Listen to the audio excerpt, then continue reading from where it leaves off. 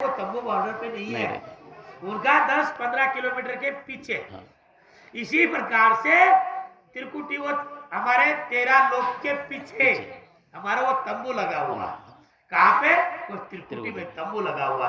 वो तंबू में बड़े हमारे जो परेड होती है, जैसे सैनिकों की परेड होती है, इस प्रकार से हमारी वो त्रिकुटी में परेड है।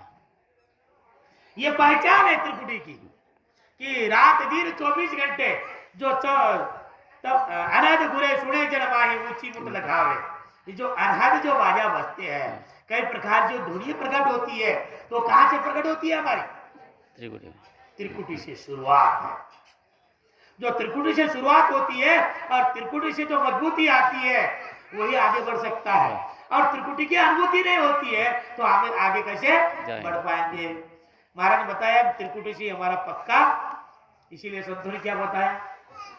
भजन गढ़ बांधो रे भाई, भजन गढ़ बांधो रे भाई, तारे जमसो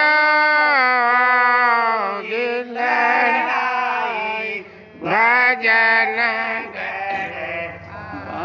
गरे भाई। इसलिए कबीर जी महाराज ने कि अपने भजन की तैयारी करो पूरी, और पूरी भजन की तैयारी जो होती है त्रिकुटी से होती है। अगर त्रिकुटी तैयारी हो जाएगी तो ही आप काल से लड़ पाओगे। आज दुनियादारी में कई संत हो चुके, पहला जो लड़ाई की काल के साथ कबीर जी ने की, लेकिन कबीर जी ने लड़ाई तो की, बाद में हार गए। कबीर जी हार गए, लेकिन जब तक है तब तक इस काल उनका कुछ नहीं किया। लेकिन उस जाने के बाद में लेकिन काल ने अपनी हिकमत उनके सामने बता दी, और वही काल सदगुरु शुक्राचार्य जी महाराज के साथ आया और उस काल को जीत लिया और उनको चेला बना। ये पराक्रम सदगुरु शुक्राचार्य जी महाराज में थी। इसीलिए जो बार बार सत्ता बोला जाती है, कोई संतों की सत्ता नहीं है। सत्ता है तो सदगुरु शुक्राचार्य जी महाराज की सत्ता, और सदगुरु शुक्राचार्य जी महाराज के नाम से ही इतना पावर है। जो भी ध्यान भजन करने वाले, और हम आजकल कई प्रकार से नाम के लिए, कोई सी महिमा के लिए झुक जाते हैं, लेकिन महाराज बता रहे झुको मत, झुकने की कोई आवश्यकता नहीं है। आपके पास महाराज को भी परमात्मा ने बोला, अनभे पूजा संगलो दज सुदालो साथ, फिर जाओ गुण देख में सुन रत्न देव जी बात। महाराज डर गए थे, डरना नहीं। महाराज परमात्मा का डरना नहीं। मैं आपके पास वो कलाएं, वो तरकीब मैं आपके पास दे रहा हूँ, उस तरकीब से काल आपके सामने झुकेगा। काल आपको झुकेगा तो फिर बाकी के क्या है?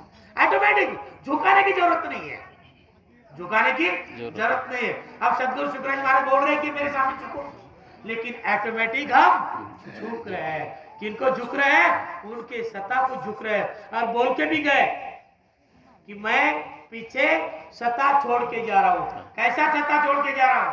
मैं तो अब रहूंगा नहीं, मेरी सत्ता रहेगी। कैसी सत्ता रहेगी? सुन सुन मेरा ज्ञान रे, लीजो शब्द विचारे, सुन मेरा ज्ञान रे, लीजो शब्द विचारे। सब सतलोक में मत पड़री जोहार, सब सतलोक में मत पड़री जोला। जो भी हम श्रोते जन है, सुनने वाले हैं, सबको बड़ी हिम्मत दी कि आप कोई हार के नहीं बैठना। आप लोगों के लिए सत्ता रूपी मैं ज्ञान छोड़ के जा रहा हूं, और ज्ञान के शब्दों की विचारधारा से मेरे ज्ञान को धारण कर ले। जो भी मेरे ज्ञान के धारण कर लोगे तो आप मेरे देश में ही आओगे, पीछे नहीं होगे। यही महाराज बता रहे हैं, या को लो पचले जन प्योई सत गरु रूप कहे जे माया रहे हद के माए बेहद वासल जे। महाराज जी बता दे कि भाई एक बीच में सांस छूट गई, या के परे परम गुरु न्यारा ताकत लकेन कोई हद में देव, हद में देव मानवी मोसर अरे साध त्रिकुटी हर साध त्रिकुटी हुई। अब बताइए, हम जितने भी लोग हैं 75% क्या 90% लोगों का भजन त्रिकुटी में है। अब किस प्रकार का है वो आप जाओ, हमें लगा देना। तो आप बताइए कि जब त्रिकुटी में है, आप साधु है कि नहीं है? हम सब साधु हैं। और साधु क्यों कहा? जब तक हमारी साधना पूरी नहीं होती है। साधना है कौन सी? कर्मकांड की है क्या? ये हमारी जो ध्यान साधना है, जो ध्यान साधना पूरे 12 कवड़ 12 कवड़ा पर एक बारी खोल दशा संत इदकार।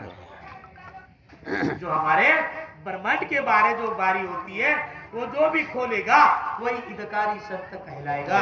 तब तक कि आप साधु हो, तब तक क्या साधु हो।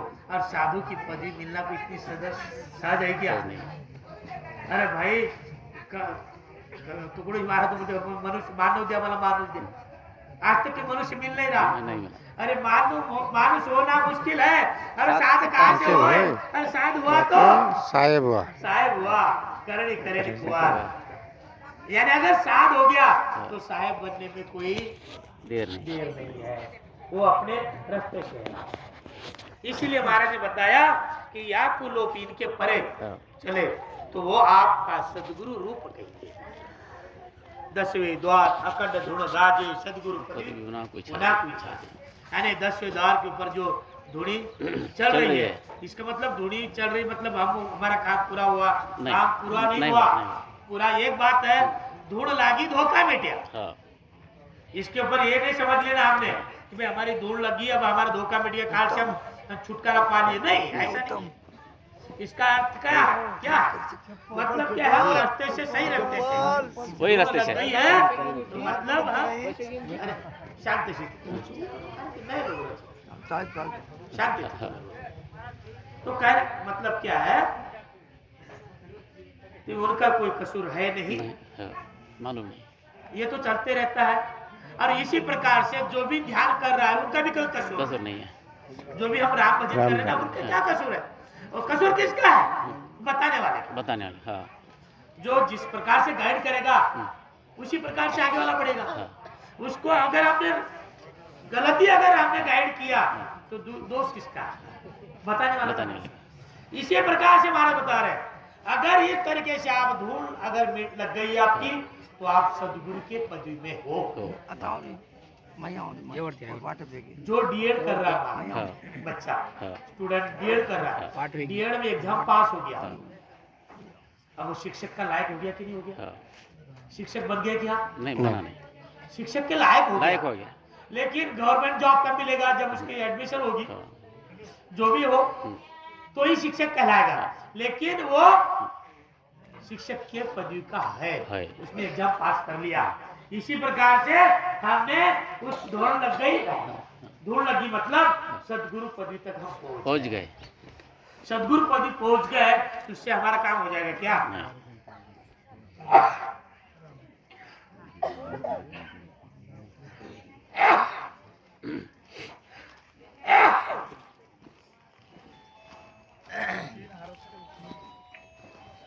इसीलिए महाराज ने बताया। और बताइए, सादी भाषा है और सादी भाषा को इतना हम कठिन कर देते, इसमें भी अर्थ भी है वर्त किस तरीके से हो, मैंने सादी भाषा आप लोगों के सामने रखता हूं। अब क्या बता रहे जय कुमार वो कहाँ गए, उनके लिए तो बात, इस बात पे ध्यान देना और आप सभी ध्यान दो। सादी भाषा है और अपनी बोली है। नव आस्थान देश सहे भाई तिरकुटी परे बताया बोलो चले जन तेला निज पद माय समाया। अब कौन से नौस्थान की बात करें महाराज? सादी भाषा को हम इतने कठिन कर देते, उसको बहुत ही कठिनाई कर देते, है नहीं कठिन कोई। अब बताइए, गिनती तो करो हमारी यहाँ से, यहाँ जो लिखा है वो लिखे की बात करो, लिखाई पे मत जाओ। आप खुद सोचो, सहज भाषा बोलो। नवस्थान देश है कहाँ है? नवस्थान कौन से नवस्थान, कितने कौन से बने हमारे नवस्थान? त्रिकुटी तो है, कंटे से गिनो हमारा नवई तो है। इसके लिए कोई ज्यादा ये करने की कोई जरूरत नहीं है। महाराज क्या बताया, जो देश है ये नवस्थान के परे, यानी त्रिकुटी के परे बताया। त्रिकुटी के परे बताया, नवा स्थान है त्रिकुटी हमारा। त्रिकुटी कौन सा स्थान है? ये नवा स्थान त्रिकुटी है, उनके परे वाकु लोक चले जन पेला, इनके परे जाओ। जो हमारे 3 ब्रह्म के 13 लोग, ये बात है। 3 के 13 के परे निज पद माहे समाया, उसमें निज पद में समा जाओ। इसी बता रहे, ऐसी बात तात में भाको निज पद में शाणा सुन जो आन सकल जुगंसा एक हरिजन ध्यान लुभाना। हम तिरंगा कहाँ लहराते भाई? ये हमारा तिरंगा लहराना है। कहाँ पे? निज पद नेट निशाना। जो तिरंगा जो लहरा रहा है ये हमारे ब्रह्मांड के ऊपर, जिसे हम बताते वाकु सुन जो आप सकल जुगंसा एक हरिजन ध्यान लुभाना। जो एक हरिजन बोले जाता है वही उसी ध्यान में मगन है। कौन मगन है उसमें?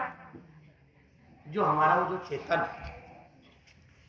बाकी का आपका जो तान है, मन है, धन है, दुनिया में लग रहा है, लेकिन आपका चेतन का है किसमें लुभायमान है?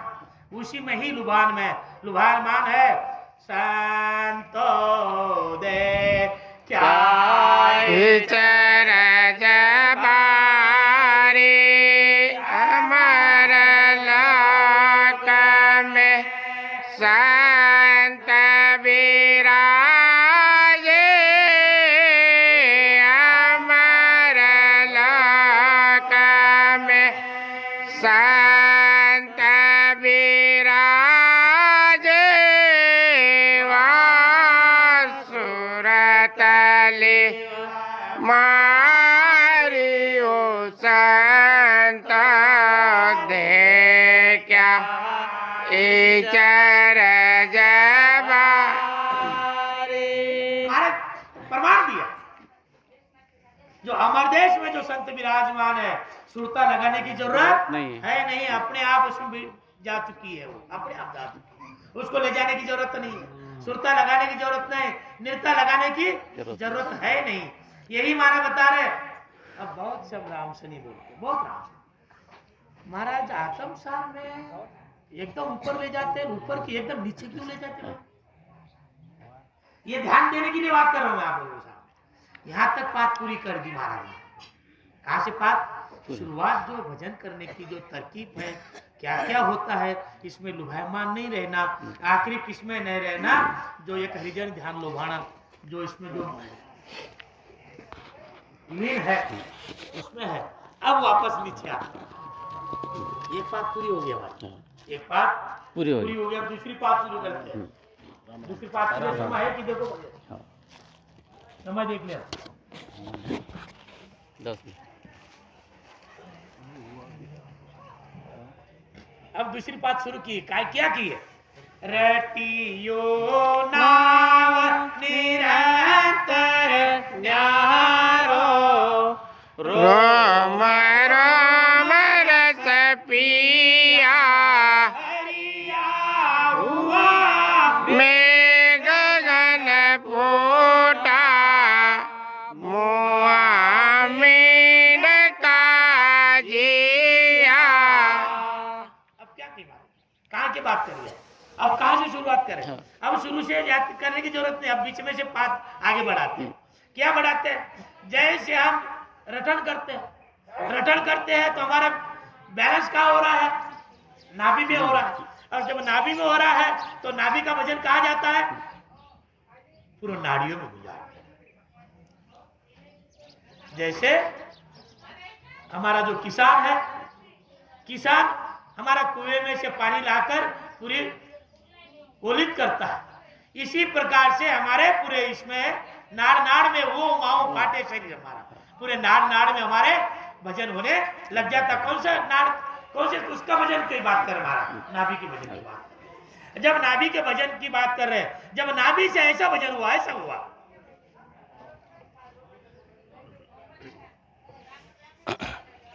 जड़े लागो रे संता, जड़ लागो राम भजन रो जड़ लागो लागो रे संता जड़ लागो